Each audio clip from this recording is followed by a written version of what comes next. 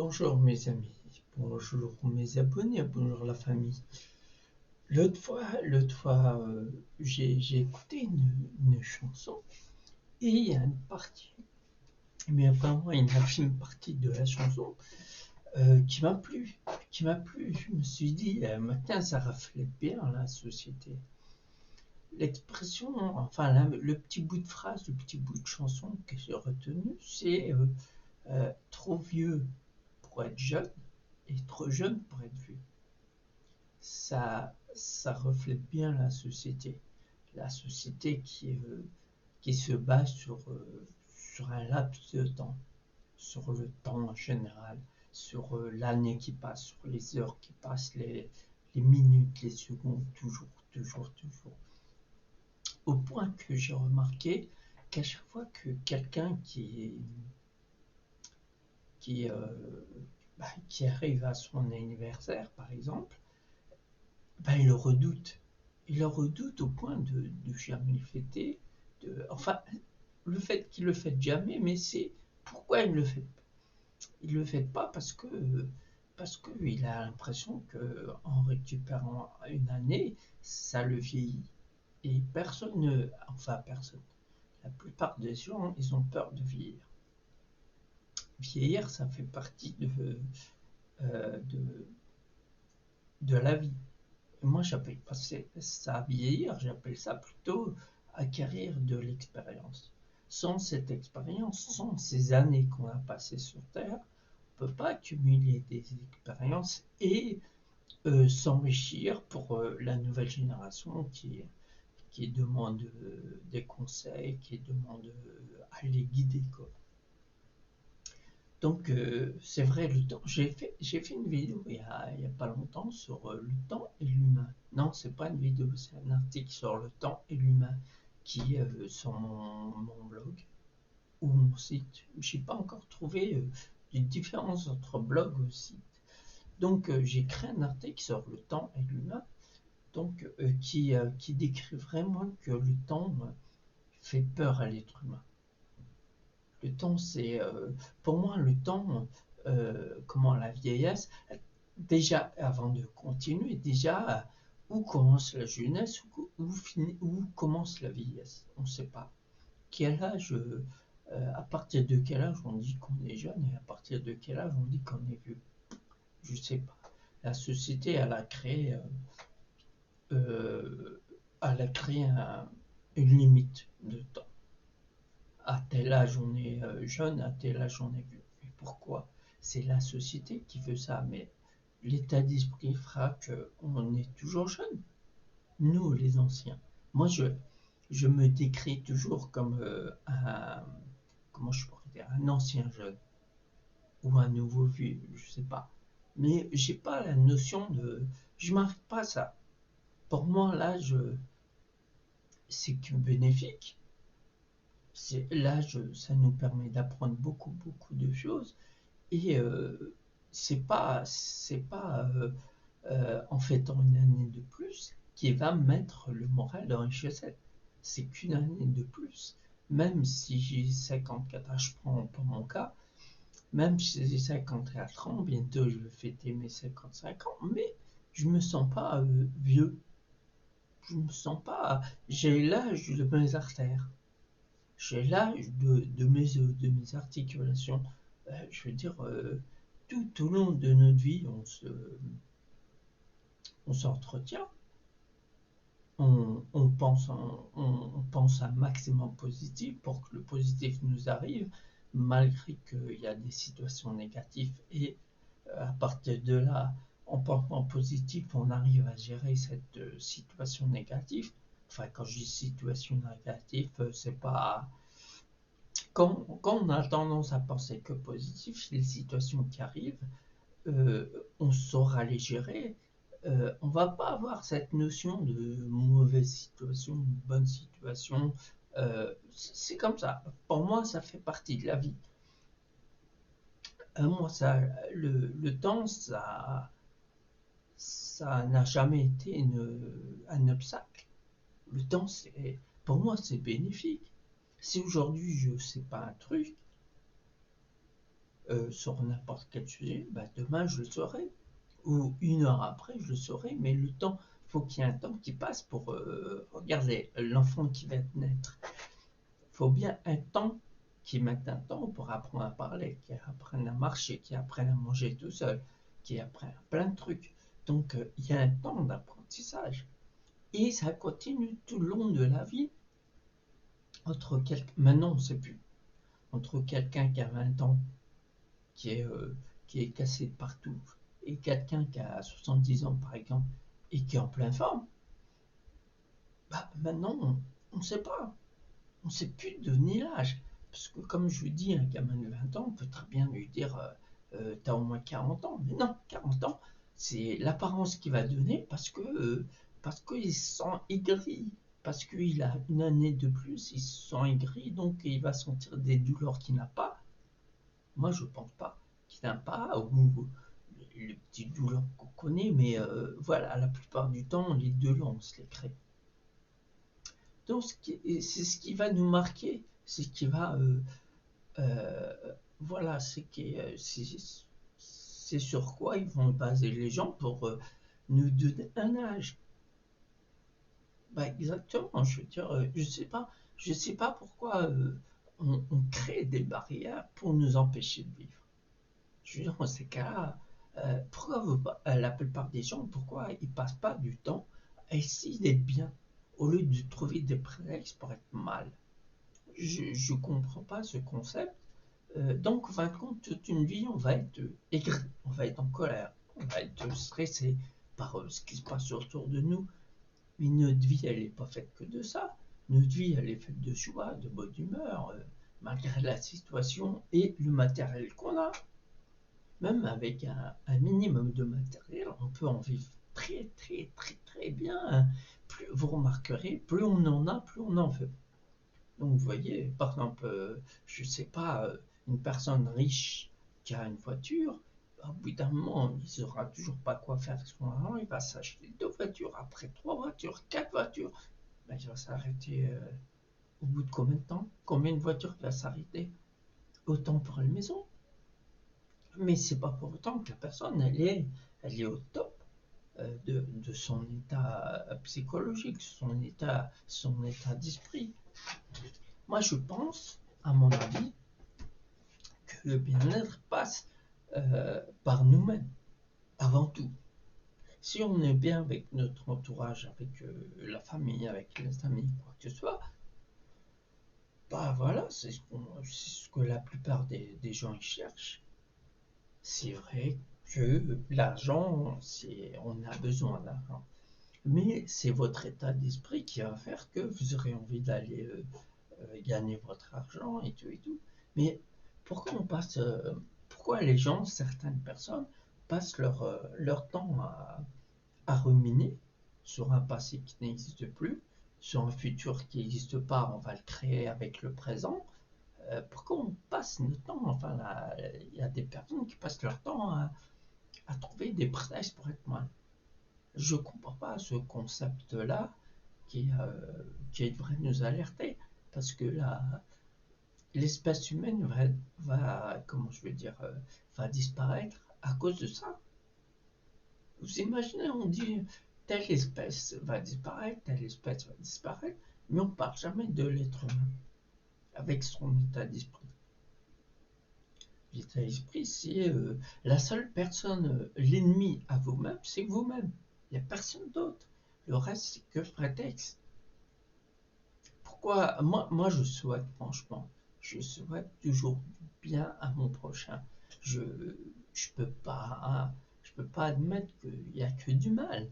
Même une personne qui a vécu un passé douloureux, un, un passé de soumission par exemple, ou quoi que ce soit, et son présent est carrément brouillé à cause de ce passé. Mais je veux dire, on est dans le présent. Le passé, il y a des tas de solutions pour, accepter ce passé qui est passé. Maintenant, porte ouverte au présent, voire le futur. Le futur, comme je l'ai dit précédemment, il se construit avec le présent. Et voire même avec le passé. Parce que dans le passé nous a appris des choses pour le présent et qui nous servent même pour notre futur. Voilà. Donc pourquoi, messieurs, dames, vous n'allez pas chercher une aide extérieure? Pourquoi moi je comprends pourquoi ce bien est tellement redouté que le mal? Quand vous êtes en colère, vous voyez les dégâts que ça fait. Quand vous êtes stressé, vous savez les dégâts que ça fait. Ça commence à empiéter sur votre vie de tous les jours. Quand vous êtes stressé, en colère, anxieux ou quoi que ce soit, et ça épuise. Ça épuise. Vous savez, je suis une personne qui absorbe les choses. Vous savez, quand je suis entouré de personnes et tout, je ressens le mal-être de certaines personnes. Je peux pas, je devine pas qui, là, parce que c'est dans l'air, c'est dans l'ambiance qui fait que, mais ça épuise. Donc moi, pour me vider, donc je dis rien, je filtre. Mais en attendant que ça filtre, ça, voilà, ça laisse pas de séquelles. Mais vous sentez absorbé. Et je fais tout pour pas me sentir absorbé. Mais il me faut ce temps, ce laps de temps, tout dépend du temps, pour filtrer tout ça, mais je garde pas tout ça. Je l'évacue avec mon silence, avec, je sais pas si ça se passe dans ma tête, ça se passe dans mon corps, le fait de me taire, et ben ça fait filtrer tout, puis je garde pas. Vous savez, quand vous passez sur un tamis, un truc, vous voulez tamiser de la farine, toute la bonne farine tombe, tout ce qui est grumeaux et tout ce que c'est, ça reste sur le tamis.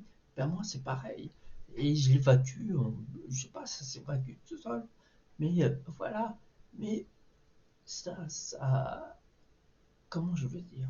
Moi j'imagine, quand je ressens ça, j'imagine la personne qui est vraiment stressée, qui est vraiment dans tous ses états intérieurs. Je me demande comment elle vit avec tout ça, avec la fatigue que ça lui procure, avec euh, un état d'esprit aigri en permanence.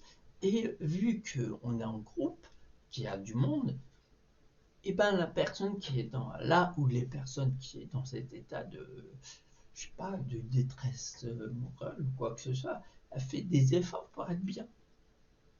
Alors que, alors que l'effort qu'il faut fournir, hein, le plus gros effort qu'il faut fournir, c'est celui d'être bien, d'aller chercher son bien, de demander conseil, d'écouter les gens, parce que des gens qui sont de bons conseils. Il y a des gens ils sont là pour guider d'autres gens. Comme je dis régulièrement, il y a deux catégories de gens sur Terre. Les gens qui aident et les gens qui sont là pour être aidés. Mais c'est comme ça, c'est la vie. Vous verrez toujours, des fois il y en a qui vont se reconnaître, il y a des gens qui viennent vers eux, vers nous, et ils commencent à se confier.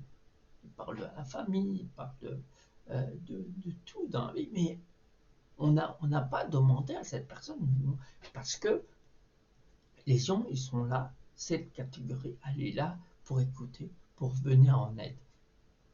Il y a tellement de gens qui sont là pour venir en aide, mais ils diront rien, mais ils ont cette fibre pour aider les gens, spirituellement.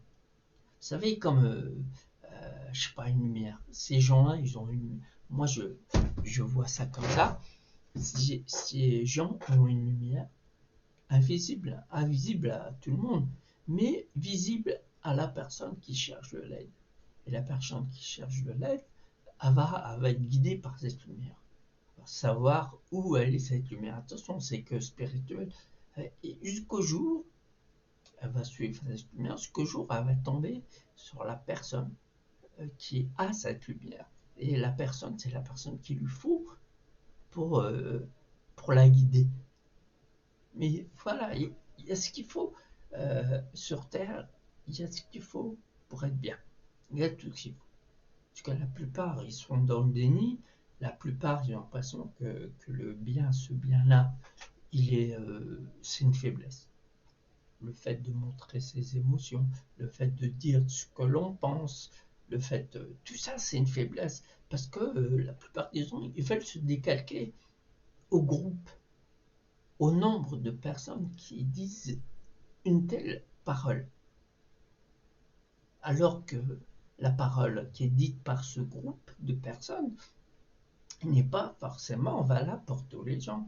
Mais certaines personnes, ils ont peur. Pourtant, ils ressentent quelque chose en eux. Ils ressentent que cette parole, elle n'est pas adaptée à eux. Mais ils vont y adhérer. Ils vont y adhérer pour appartenir à un groupe.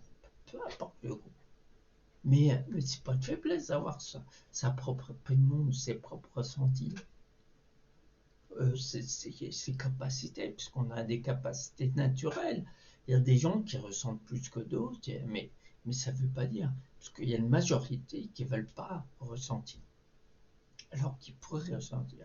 Parce que moi je dis tous, ce qui va nous sauver, c'est l'amour, c'est tout le positif qu'une personne peut dégager, valoriser la personne, la respecter, la mettre sur un piédestal, tout ça. Mais je veux dire, ça, c'est une force, c'est pas une faiblesse. Je me suis vu parler à des personnes que de bien, valoriser la personne. Je connaissais ni d'elle ni d'elle, non. Valoriser la personne, la mettre sur un piédestal, lui dire des mots encourageants ou quoi que ce soit.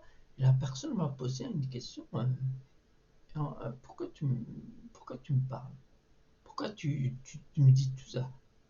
Comme si la personne elle a été étonnée que je lui dise tout ça, des choses positives.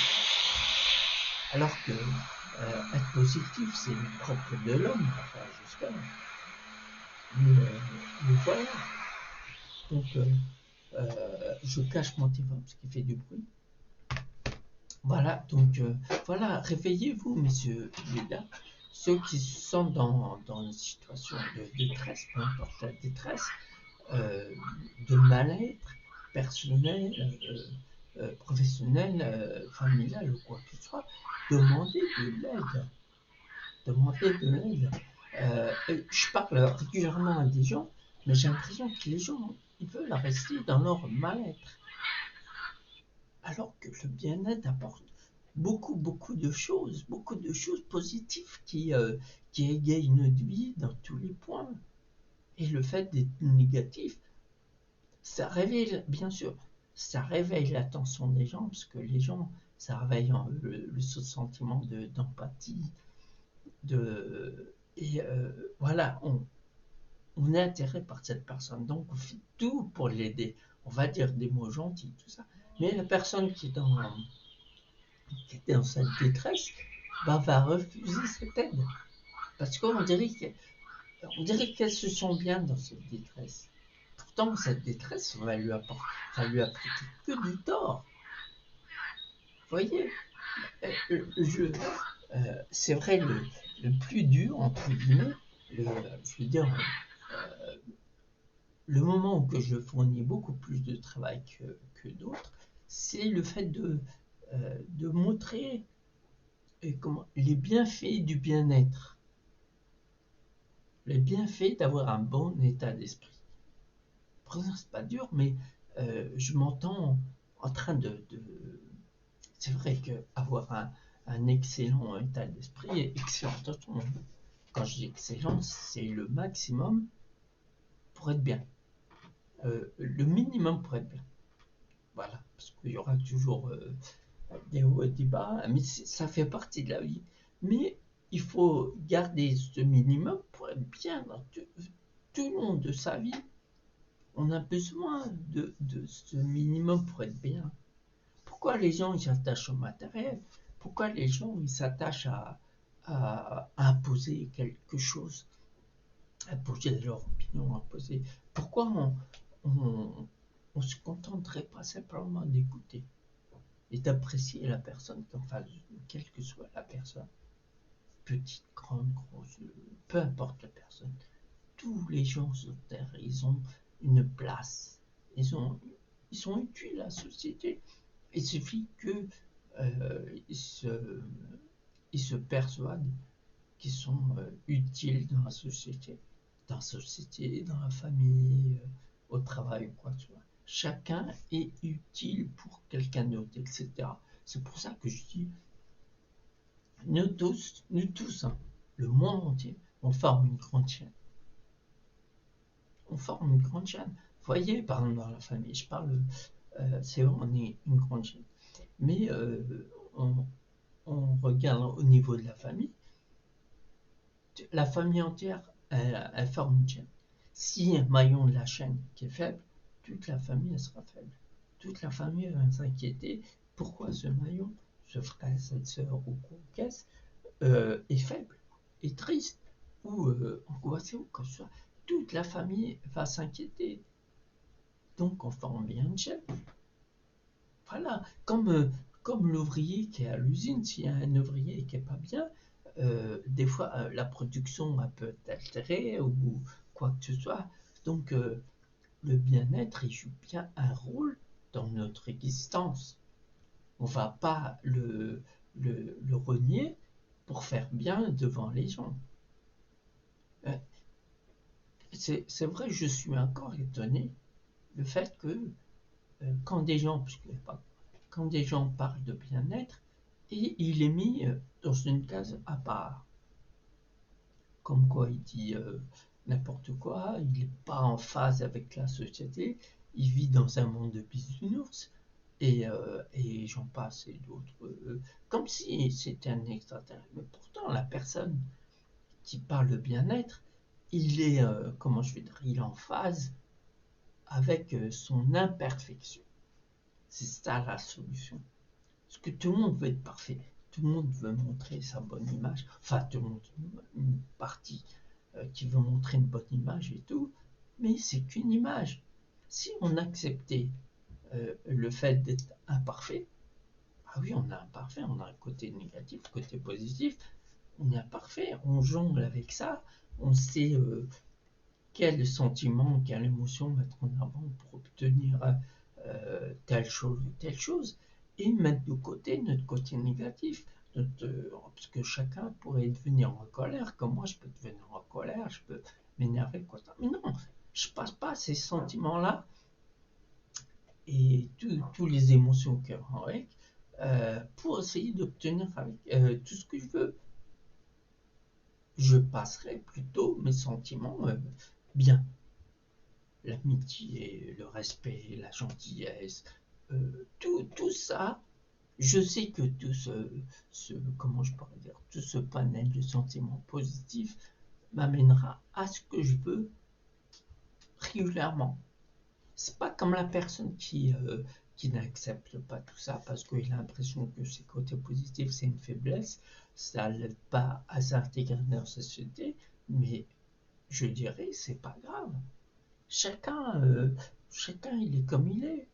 Pourquoi pas accepter ces deux côtés et puis tout va bien. Si je dis à une personne, je sais pas, oh t'es coléreuse, la personne coléreuse, en lui rappelant qu'elle est coléreuse, en lui disant qu'elle est coléreuse, elle va encore être coléreuse, elle va encore être plus énervée. Pourquoi il ne serait pas plus simple d'accepter le fait que la personne est coléreuse et d'accepter de travailler dessus et de faire en sorte que ça soit de l'histoire ancienne.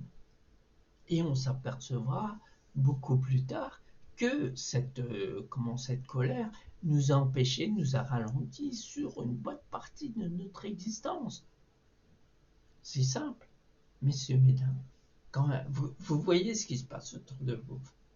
Quand personne vient fort, vous demandez, je sais pas, l'heure ou comment je veux dire, l'heure ou une direction, quoi que ce soit. Si cette personne qui vient vers vous l'envoyez balader, bah forcément, elle va être désagréable avec vous.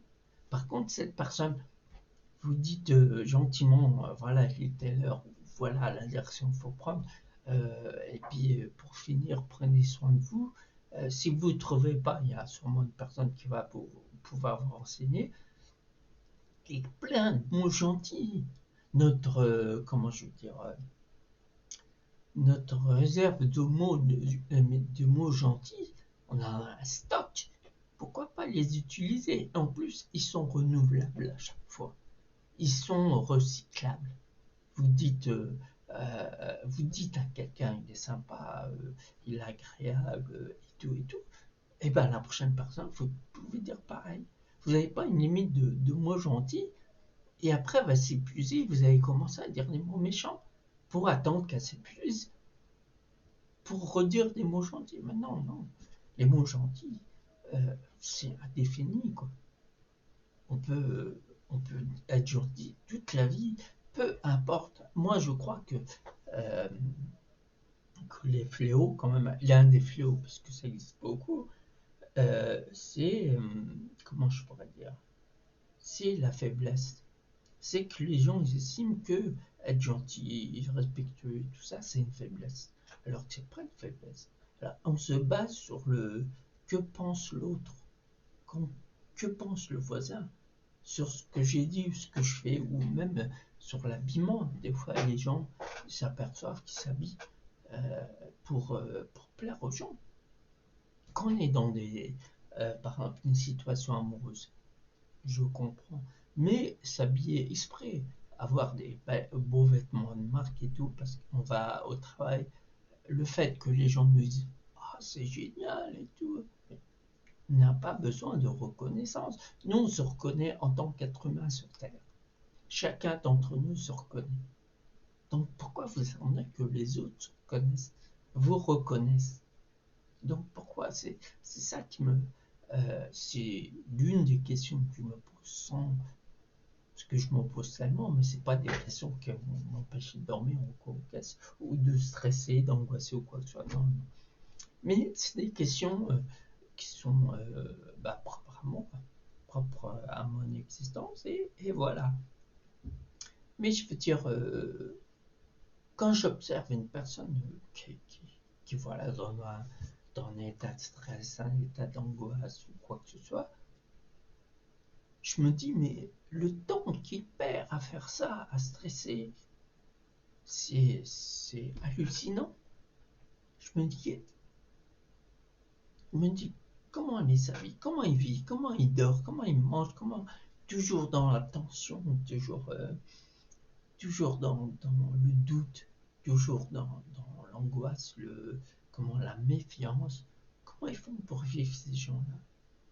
Alors c'est tellement simple de ce temps perdu à être nerveux, anxieux, etc., etc., le passer à se sentir bien, à aller chercher la lumière, une lumière qui nous envahit, et puis on peut devenir autre chose. Vous savez, quand vous acceptez le fait d'être vous-même, avec vos bons mauvais côtés, vous passez partout.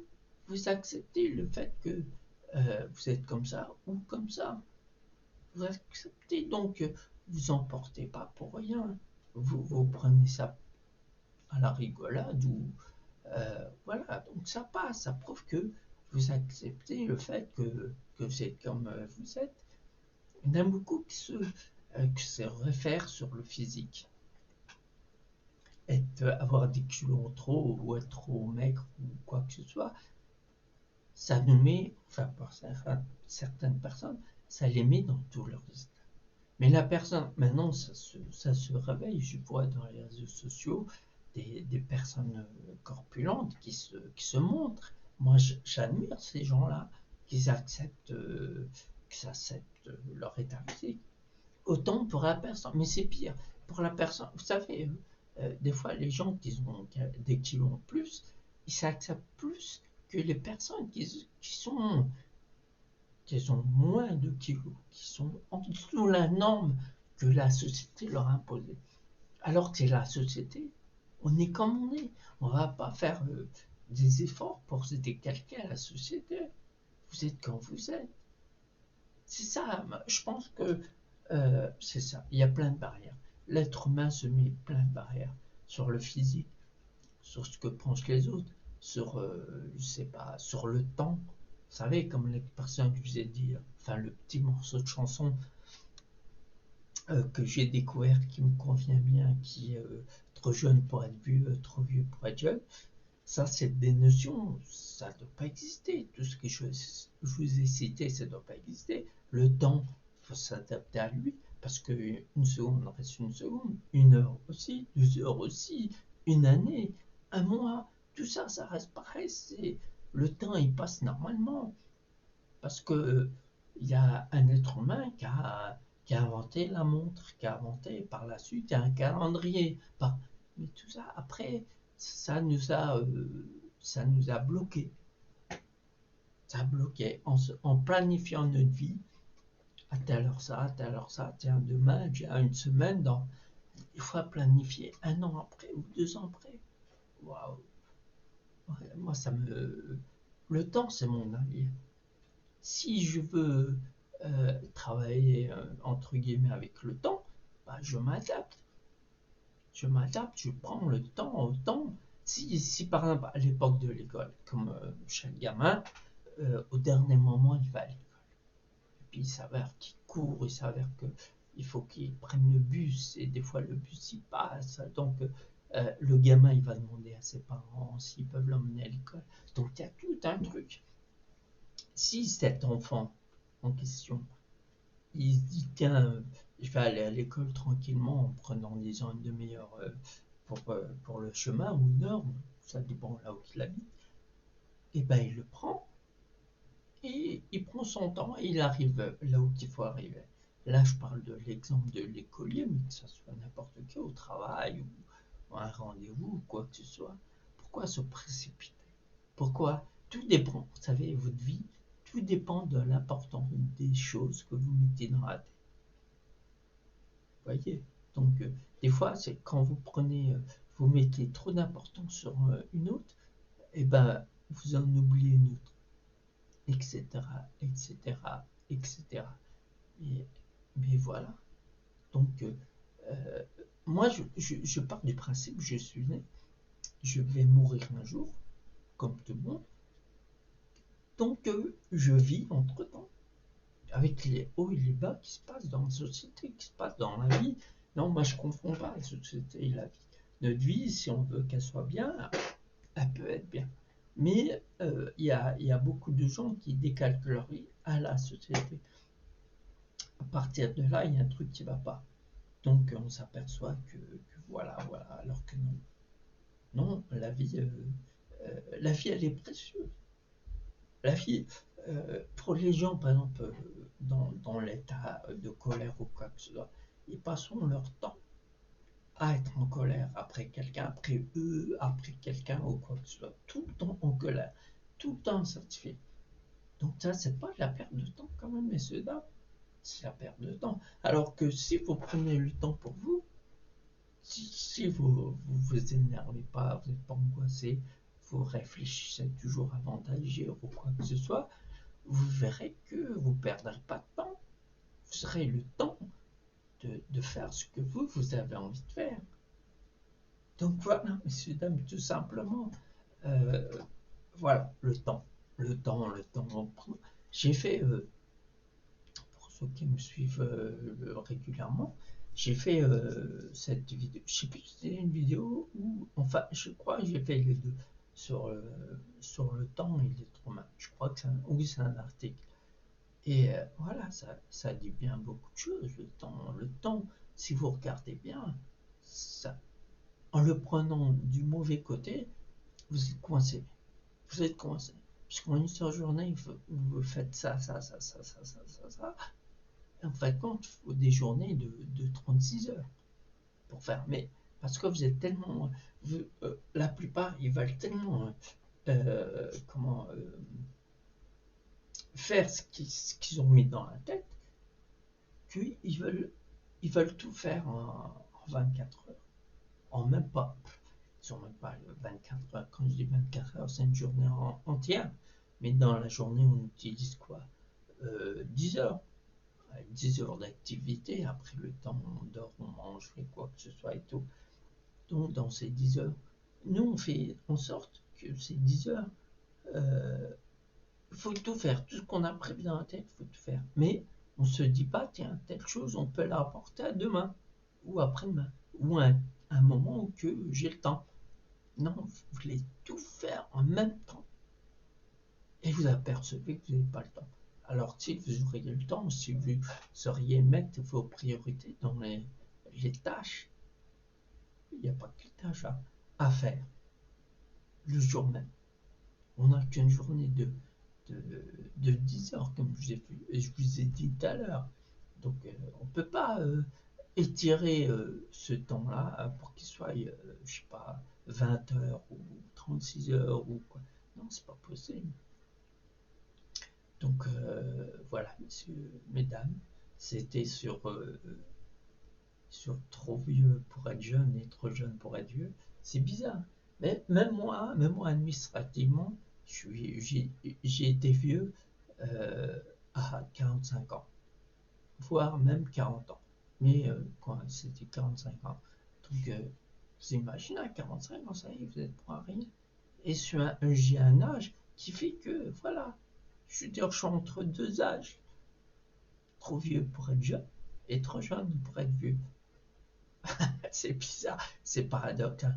Mais comme je l'ai dit tout à l'heure, ça reflète bien notre société. Et les gens autour, ils sont décalqués à la société qui veut ça. Donc voilà, même si vous roulez à contresens, bien entendu, c'est une métaphore quand même, euh, c'est pas grave. Au moins, dans le fait d'être à contresens, vous faites ce que vous voulez, à l'heure que vous voulez, quand vous voulez. C'est tout simplement. Voilà, voilà, messieurs, mesdames. Donc, voilà, il n'y a rien d'autre à dire.